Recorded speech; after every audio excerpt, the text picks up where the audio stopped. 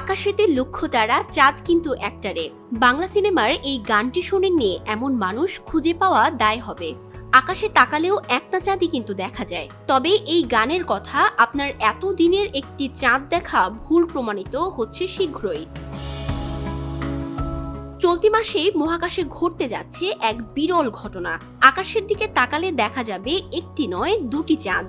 জ্যোতির্বিজ্ঞানীদের অনুমান 29 সেপ্টেম্বর থেকে পৃথিবীতে দেখা যাবে নতুন আরও একটি চাঁদ।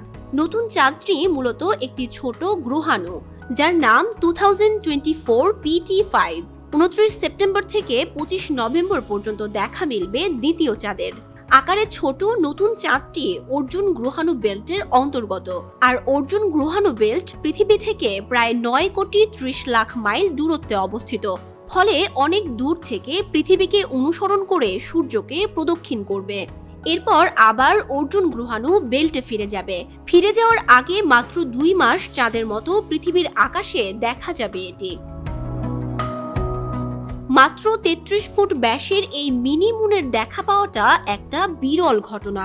সাধারণত প্রতি 10 থেকে 20 বছরে একবার গ্রহাণুগুলো পৃথিবীর কক্ষপথে প্রবেশ করে, কিন্তু সাম্প্রতিক বছরে বেশ কয়েকবার এদের দেখা মিলেছে।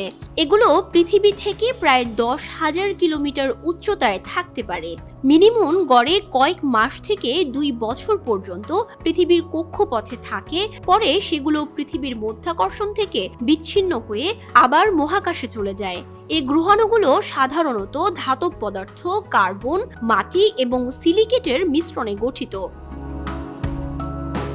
2006 সালের পর থেকে পৃথিবীর কক্ষপথে বেশ কয়েকটি মিনি মুনের দেখা মিলেছে। আর সর্বশেষ পৃথিবীর দিকে ধেয়ে আসছে যে মিনি মুনটি, তার নাম 2024 PT5। এটি প্রথম দেখা গেছে 7 আগস্ট হাওয়াইয়ের মাউই দ্বীপের হালে আকালা অবজারভেটরিতে অবস্থিত। নাসার asteroid terrestrial impact last alert system এটি শনাক্ত করে। পৃথিবীর আকাশে দ্বিতীয় চাঁদ দেখা যাওয়ার বিষয়ে জ্যোতির্বিজ্ঞানী কার্লোস মার্কোস বলেন, অর্জুন গ্রহাণু বেল্টে থাকা গ্রহাণুটি পৃথিবী থেকে সর্বনিম্ন 28 লাখ মাইল দূরত্বে আসতে পারে। এ অবস্থায় ভূকেন্দ্রিক শক্তি দুর্বল হয়ে গ্রহাণুটি পৃথিবীর একটি অস্থায়ী চাঁদে পরিণত হতে পারে।